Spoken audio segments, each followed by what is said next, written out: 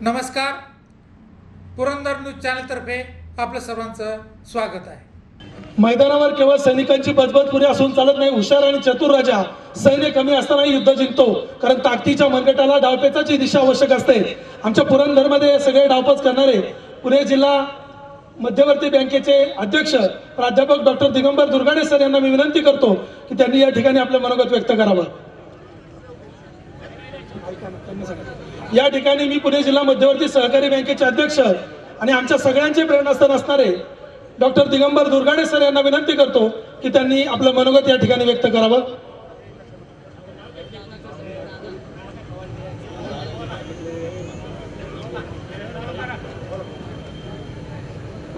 आजच्या या मेळाव्याच्या निमित्ताने व्यासपीठावर उपस्थित असणारे राज्याचे उपमुख्यमंत्री नामदार अजितदादा पवार साहेब, या ठिकाणी उपस्थित असणारे सन्माननीय प्रदीपांना गारटकर साहेब, त्याचप्रमाणे या ठिकाणी उपस्थित असणारे सुरेशांना गुले, व्यासपीठावर उपस्थित असणारे सर्वच मान्यवर, कारण आता वेळ बराच झालाय, दादांनाही पुढच्या कार्यक्रमात जायचंय, त्यामुळं मी थोडक्यात माझं मनोगत या ठिकाणी व्यक्त करतो. खरं तर आपण सगळ्यांनी त्या ठिकाणी पाहिलं, बऱ्याच दिवसापासून आपण पाहतोय, मधल्या काळामध्ये ज्या घडामोडी घडल्या त्या आपल्या सगळ्यांना त्या ठिकाणी परिचित आहेत. दादांनी त्या ठिकाणी आपल्या सगळ्यांच्या वरती त्या ठिकाणी जबाबदारी टाकली. मला सगळ्या तरुणांना या ठिकाणी सांगायचं आहे, खरं तर आपल्याला परवा दिवशी रात्री वेळ मिळाली आणि परवा दिवशी रात्री वेळ मिळाल्यानंतर कालचा एकच दिवस आपल्या हातामध्ये होता आणि एका दिवसामध्ये तुम्ही सगळ्या तरुण मित्रांनी वडीलधाऱ्यांच्या मार्गदर्शनाखाली माता भगिनींच्या सहकार्यानं एवढी प्रचंड प्रमाणावरती गर्दी केली, त्याबद्दल तुमचं मनापासून तुम्हाला सॅल्यूट करतो. हा सगळं टीम वर्क आहे. सगळ्यांनी एकत्रितपणे केलेल्या कामामुळे खरं तर ही सभा त्या ठिकाणी यशस्वी होऊ शकले. कारण आता आपण पाहतो आजपर्यंत या पालखी तळावरती 2 दिवसामध्ये सभा घेण्याचं धाडस त्या ठिकाणी कुणी करत नाही. आणि आमच्या सर्व तरुणांनी दादा परवा रात्री आम्हाला 10 वाजता कन्फर्म झाल्यानंतर कालचा एकच दिवस मध्ये होता आणि आज त्या ठिकाणी सभा घेऊ शकले. याचा अर्थ मुलांच्या मनात आलं तर मुलं काही त्या ठिकाणी करू शकतात. जो पहाड़ों से टकराता है उसे तूफान कहते हैं, जो पहाड़ों से टकराता है उसे तूफान कहते हैं और जो तूफानों से टकराता है उसे नौजवान कहते हैं. म्हणून आपण पुरंदर तालुक्याच्या सर्वांनी येणाऱ्या काळामध्ये या तुफानाला टक्कर द्यायची. आणि मला खात्री आहे आजपर्यंत अजितदादांनी आपल्यावरती प्रचंड प्रेम केलंय. दादांनी या महाराष्ट्रातल्या तमाम जनतेवरती सातत्यानं प्रेम केलंय. या महाराष्ट्रामध्ये सर्वात मोठी अडचण आली, सर्वात मोठं संकट आलं, एखादा प्रश्न सुटणार नाही असं ज्यावेळेस वाटतं आणि अशा प्रकारचा प्रश्न सुटणार नाही असं वाटतं त्यावेळेस सर्वांच्या समोर एकच नाव येतं, दादांच्याकडे जाऊ. दादांना सांगितलं की हा प्रश्न सुटणार, दादांना सांगितलं की कुठलाही अन्याय त्या ठिकाणी दूर होणार, सर्वांच्या वरती होणारा अन्याय दूर करण्याचं काम त्या ठिकाणी दादा करतात. दादांना ज्यावेळेस संकट येतं, दादांना ज्यावेळेस अडचण येते, दादाही त्या ठिकाणी माणूस आहेत, दादांनाही दुःख आहेत, दादांनाही वेदना आहेत, दादांनाही भावना आहेत. मग आपल्या प्रत्येक हाकेला ओ देण्यासाठी दादा त्या ठिकाणी उभा राहणार असेल तर मला समोरच्या सगळ्या जनतेला विचारायचंय, आज दादांनी आपल्याला हाक दिली, आपण त्या ठिकाणी ओ देणार का? आपण सगळ्यांनी त्या ठिकाणी दादांच्या हाकेला ओ देण्याचं काम केलं पाहिजे. आज आम्ही सगळेजण दादा रात्रंदिवस त्या ठिकाणी वाडी वस्तीवरती जाऊन पोहोचतोय, लोकांच्या पर्यंत जाण्याचा प्रयत्न करतात. सगळे तरुण मित्र मंडळी 12-12, 1-1 वाजेपर्यंत त्या ठिकाणी मुलांना पटवून देण्याचं काम करतात. आज 30-35 वर्ष दादांनी त्या ठिकाणी काम केल्यानंतर कधीतरी त्यांनाही त्या ठिकाणी वाटलं की महाराष्ट्राचा विचार करत असताना, देशाचा विचार करत असताना माझा जिल्हा त्या ठिकाणी डेव्हलप करायचा असेल, माझं गाव डेव्हलप करायचं असेल आणि गावातल्या प्रत्येक कुटुंबातला माणूस स्वतःच्या पायावरती ठामपणाने स्वाभिमानाने उभा करायचा असेल, व्यवसाय असेल, नोकरी असेल, पाणी असेल, सहकार असेल, कारखाना असेल, बँक असेल, हे सगळं डेव्हलप करायचं असेल तर येणाऱ्या काळामध्ये जर आपण महायुतीच्या सरकारमध्ये गेलो तर लोकांच्या वरती होणारे अन्याय, लोकांचा असणारा विकास, त्यांच्या कुटुंबामध्ये त्या ठिकाणी चांगल्या प्रकारचे दिवस आणायचे असतील तर हाच विचार त्या ठिकाणी योग्य आहे. आज देशानं तो विचार स्वीकारलाय महायुतीचा. पंतप्रधान नरेंद्र मोदींना त्या ठिकाणी पंतप्रधान करायचं, भारत त्या ठिकाणी समर्थ बनवायचा आणि मला विश्वास आहे मोदींनी त्याचप्रमाणे अमित शहानी अजितदादांसारख्या नेतृत्वावरती त्या ठिकाणी विश्वास ठेवलाय आणि दादांच्यावरती विश्वास ठेवल्यानंतर आम्हाला सगळ्यांना त्या ठिकाणी विश्वास आहे. ज्या ज्या संस्थांना दादांचा हात लागला, ज्या ज्या संस्थांना दादांचा परिस्पर्श झाला त्या सगळ्यांचं त्या ठिकाणी सोनं झालेलं आपण सगळ्यांनी त्या ठिकाणी पाहताय. आज संपूर्ण महाराष्ट्रामध्ये, देशामध्ये सगळेजण म्हणतात एकच वादा अजित दादा. परवा मद्रासमध्ये एक जण किडनी ट्रान्सप्लांटच्या ऑपरेशनसाठी दादा पुरंदर मधले एक जण गेले होते. त्या ठिकाणी गेल्यानंतर ते सहज त्या फार मोठं हॉस्पिटल आहे किडनी ट्रान्सप्लांटचं, त्या डॉक्टरांना त्या ठिकाणी विचारलं, डॉक्टरांनी पुरंदरच्या माणसाला विचारलं की त्या ठिकाणी येणाऱ्या काळामध्ये दादाच सत्तेवरती येतील, दादाच त्या ठिकाणी मुख्यमंत्री होतील. तो म्हणला का?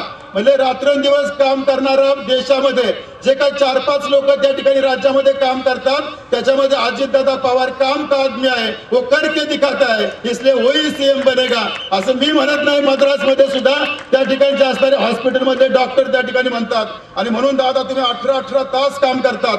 स्वप्न प्रत्यक्षात आणणारा एकमेव व्यक्ती या महाराष्ट्रामध्ये कोण असेल तर दादा आहेत. अनेक जण स्वप्न पाहतात, हे करायचं ते करायचं ते करायचं, पण दादांनी त्या ठिकाणी स्वप्न प्रत्यक्षात आणले. तुम्ही बारामती पहा, रोल मॉडेल आहे.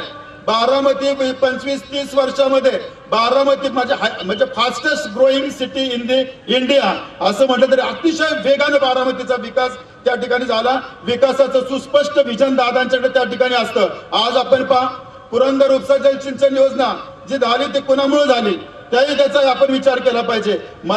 मी बऱ्याच ठिकाणी गावांमध्ये आम्ही जातो, लोक टाळ्या वाजून आमचं कौतुक करतात. हा मुद्दा सांगितल्यानंतर मलाही सगळ्या जनतेला त्या ठिकाणी सांगायचंय, पुणे जिल्ह्यामधून महाराष्ट्राचा मुख्यमंत्री होईल अशा प्रकारचा चेहरा पुढच्या 25-30 वर्षामध्ये दादा सोडून कोणताही चेहरा त्या ठिकाणी नाही. म्हणून दादासारखं सोनं जपण्यासाठी आपण सगळ्यांनी त्या ठिकाणी रात्रीचा दिवस केला पाहिजे.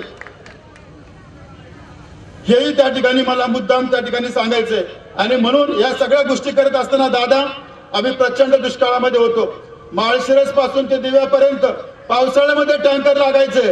दादा 350 कोटी रुपये तुम्ही पुरंदर उपसा जलसिंचन योजनेसाठी दिलं आणि 350 कोटी रुपये दिल्यामुळं आज आमच्या पुरंदर उपसा जलसिंचन योजनेमध्ये अतिशय उत्तम पद्धतीने काम चाललंय. ज्या ठिकाणी टँकर पावसाळ्यामध्ये चालायचे दादा, आज त्या ठिकाणी ऊस उभा आहे, त्या ठिकाणी फळबागा उभ्या आहेत आणि आमच्या कार्यकर्त्यांचे त्या ठिकाणी बंगले त्या ठिकाणी होत आहेत. पण पुरंदर उपसा जलसिंचन योजना दादा अतिशय नीटपणाने चालवण्यासाठी तिथं शिस्त पाहिजे, तिथं नियोजन पाहिजे, तिथं कंट्रोल पाहिजे. आणि तुम्ही 55 कोटी रुपये पुरंदर उपसाला दिल्यामुळे दादा आज त्या ठिकाणचे ऊस थोडेफार जगतायत आणि दोन्ही त्या ठिकाणी मोटारी चालू झालेत. या सगळ्या गोष्टी तुमच्यामुळे पुरंदर सुजलाम सुफलाम दादा त्या ठिकाणी होतोय. म्हणून मला तुम्हाला विनंती करायची, पुरंदर उपसा जलसिंचन योजनेसाठी आणखी पैसे टाका, ती दुरुस्त त्या ठिकाणी झाली पाहिजे. जनाई शिरसाई योजनेमुळे दादा तुम्ही जनाई शिरसाई योजना सुरू केली पुरंदरच्या पूर्व भागामध्ये. त्या ठिकाणी मोठ्या प्रमाणावरती पुरंदरच्या पूर्व भागामधली 5 गावं त्या ठिकाणी पाण्यामध्ये आली. आज पुरंदरच्या जनतेच्या दृष्टिकोनातून दादा गुंजवणीचा प्रकल्प, गुंजवणीचं धरण त्या ठिकाणी आणलंय. फक्त गुंजवणीचं पाणी पुरंदरच्या शिवारामध्ये खेळण्यासाठी जे जे करता येईल दादा ते जर केलं तर पुरंदर त्या ठिकाणी 75-80% सुजलाम सुफलाम जाईल आणि पुढच्या कित्येक पिढ्या तुमचं ऋण आपण त्या ठिकाणी आम्ही कुणीच त्या ठिकाणी विसरणार नाही. आज जेजुरीची MIDC झाली, सासवड जेजुरीचा पाणी पुरवठ्यामध्ये तुम्ही खर्च केला, पैसे त्या ठिकाणी दिले. परवाच आम्ही सहज दादांच्याकडे नागपूरला जाऊन आलो.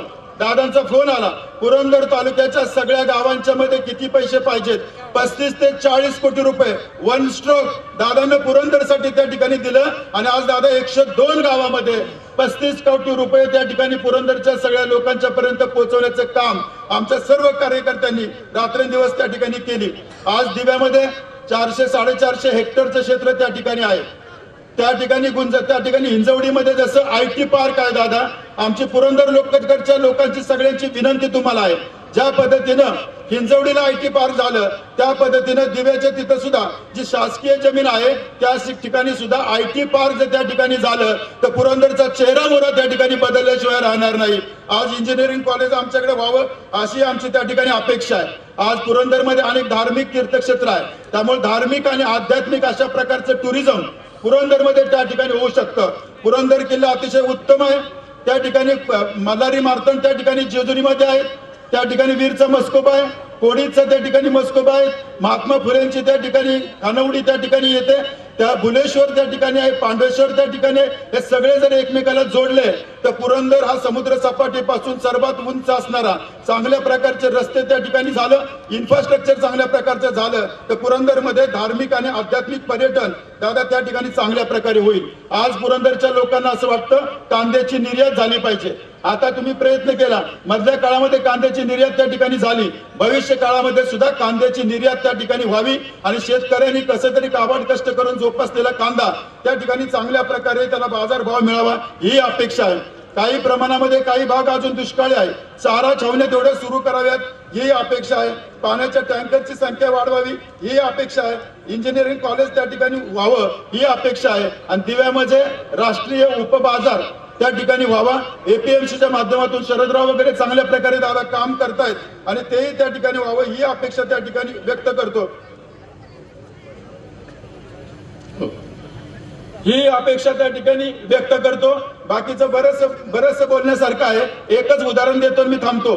माझ्यासारख्या सामान्य कार्यकर्त्याला जो हमालाच्या पोटी जन्माला आला, मी कधी जिल्हा परिषद तिकीट मागताना मला दादांची ओळखही नव्हती. साध्या कार्यकर्त्याला हात लावला, मी झडपी सदस्य झालो. एकदाही मी दादांच्याकडे मला चेअरमन करा म्हणायला गेलो नाही. आता मला त्या ठिकाणी चेअरमन त्या ठिकाणी केलं दादांच्यामुळे. इथं सुनील चांद्रे साहेब, प्रवीण शिंदे साहेब, भालचंद्र भाऊ जगताप या ठिकाणी बसलेत. आज त्या ठिकाणी दादांनी सांगितलं की दिगंबर, आपली शेतकऱ्यांची मुलं त्या ठिकाणी देशामध्ये परदेशामध्ये शिक्षण घेण्यासाठी जावं अशी माझी तीव्र इच्छा आहे. कारण शेतीला जोड व्यवसाय त्या ठिकाणी झाला पाहिजे आणि म्हणून त्या ठिकाणी दादांनी सांगितलं 11% शैक्षणिक कर्जाचा व्याजदर त्या ठिकाणी 11% होता. दादांनी आम्हाला आदेश दिले, संचालक मंडळाला आदेश दिले 11%वरून त्या ठिकाणी 6%च त्या ठिकाणी व्याजाचा दर करा अशा प्रकारचा आदेश दिला. 40 लाख रुपये त्या ठिकाणी देशात परदेशात शिक्षण देण्यासाठी दिलं जातं.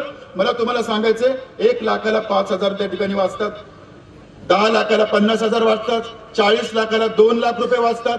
4 वर्षाला जर शैक्षणिक कर्ज दिलं 8 लाख रुपये एका कुटुंबासाठी शैक्षणिक कर्जाच्या व्याजामध्ये सवलत या देशामध्ये कोणत्याही बँकेने दिली नाही. पण आपल्या मुलांनी शिकावं म्हणून अजितदादांच्यामुळे खरं तर सगळ्या प्रकारचं शैक्षणिक कर्जाला सुद्धा सवलत त्या ठिकाणी दिली गेली. प्रत्येक गोष्ट त्यांच्या सतत मनामध्ये चाललेलं असतं. माझा कार्यकर्ता समाधानी झाला पाहिजे, तो स्वतःच्या पायावरती त्या ठिकाणी उभा राहिला पाहिजे. वरून जरी दादा त्या ठिकाणी अतिशय संवेदनशीलता त्यांच्यामध्ये आहे, प्रचंड ग्रास्पिंग पॉवर. आम्ही ज्या वेळेस मी काही कामं घेऊन जातो बँकेच्या संदर्भातली, ते कामं ज्यावेळेस आम्ही दादांना सांगण्याचा प्रयत्न करत असतो. आम्ही 8-8 दिवस अभ्यास करतो, 15-20 मुद्दे काढतो. दादा 5-7 मिनिटांमध्ये हे कर, हे कर, हे करू नको, हे करू नको, एवढी प्रचंड ग्रास्पिंग कॅपॅसिटी मी तर आतापर्यंत कुणामध्येच त्या ठिकाणी पाहिलेली नाही.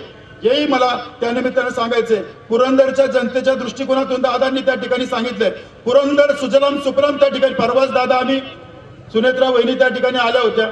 आम्ही माऊली, सगळ्यात मोठं पुरंदर मधलं कार्यालय माऊली गार्डन, त्या ठिकाणी आपण महिलांच्या संदर्भातला मेळावा घेतलेला. मेळाव्याला इतक्या महिला आल्या, ओसंडून त्या ठिकाणी व्हावं लागलं. पुन्हा त्या ठिकाणी जेवण वाढावं लागलं, खुर्च्या आणाव्या लागल्या, तरी लोक महिलांना त्या ठिकाणी बसावं लागलं. सुनेत्रा वहिनीने इतकं सुंदर, मार्मिक आणि उत्तम अशा पद्धतीचं त्यांनी त्या ठिकाणी भाषण केलं आणि सगळ्या लोकांना त्याबद्दल अतिशय आनंद वाटला. पुरंदरला धार्मिक पर्यटनाला चांगला स्कोप आहे. पेनिक्युलर रस्ते, रोपवे अशा प्रकारच्या पायाभूत सुविधाही त्या ठिकाणी व्हाव्यात अशाही प्रकारची अपेक्षा मी करतो. दादांनी आपल्या सगळ्यांच्यावरती प्रेम केलं.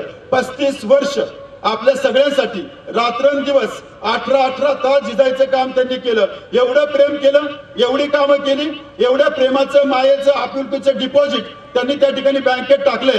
पण मला सगळ्यांना विनंती करायची, येत्या लोकसभेच्या निवडणुकीला हे जे डिपॉझिट टाकलंय ना त्याच्यावरती चेक काढायचं काम आपल्याला करायचंय आणि चांगल्या प्रकारचं मतदानाच्या माध्यमातून आपण त्या ठिकाणी तो चेक काढू.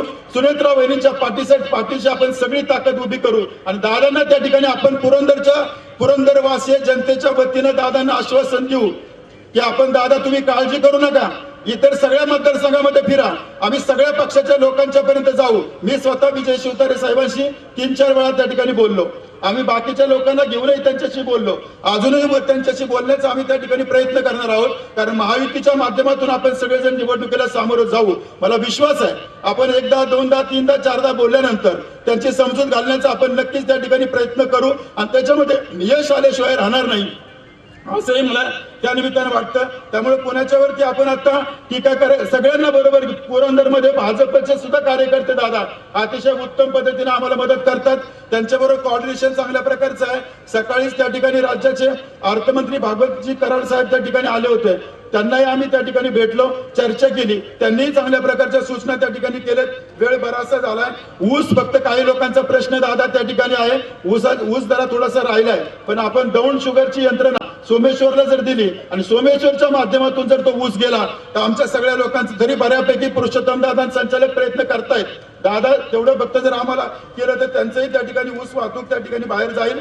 पुरंदर तालुक्यातील डोंबारी, गारुडी, इतर भटक्या समाजातील लोकांना कायमस्वरूपी पक्क घरं देण्याबाबत सुद्धा आपण प्रयत्न करताय. हवेली मधले जे काही प्रॉपर्टी टॅक्स आहे, दादांनी निर्णय घेतला आणि प्रॉपर्टी टॅक्स त्या ठिकाणी कमी केला. एवढंच मी त्यानिमित्ताने सांगतो, इरादे अगर नेक हो, इरादे अगर नेक हो तो सपने भी साकार हो जाते, अगर सच्ची लगन हो तो रास्ते भी आसान हो जाते. दादा तुम्ही बिंदास राहा. सामान्य लोकांच्या पर्यंत जाऊन आम्ही सगळे तरुण कार्यकर्ते, ज्येष्ठ माता भगिनी, महिला, युवती रात्रीचा दिवस करू. तुम्ही निर्धास्त राहा. एवढाच शब्द मी त्यानिमित्ताने दादांना त्या ठिकाणी देतो. दादा तुम्ही वेळ काढलात, या ठिकाणी उपस्थित राहिलात, त्याबद्दल पुरंदरच्या जनतेच्या वतीने तुमचं स्वागत करतो आणि तुम्हाला सगळेच समोर असणाऱ्या सगळ्याच कार्यकर्त्यांना मी मनापासून सॅल्यूट करतो. एक दिवसामध्ये, एकच दिवस मध्ये होता, परवा रात्री कळलं आणि आज आपण मधला एक दिवस काल गेला आणि आज आपण एवढ्या प्रचंड संख्येने या ठिकाणी आलात, त्याबद्दल तुमचं मी मनापासून आभार मानतो. तुम्हाला साष्टांग दंडवत करतो, तुम्हाला सॅल्यूट करतो. दादांच्यावरती विश्वास ठेवा. पुरंदर सुजलाम सुफलाम झाल्याशिवाय राहणार नाही. एवढंच मी त्यानिमित्तानं सांगतो. धन्यवाद.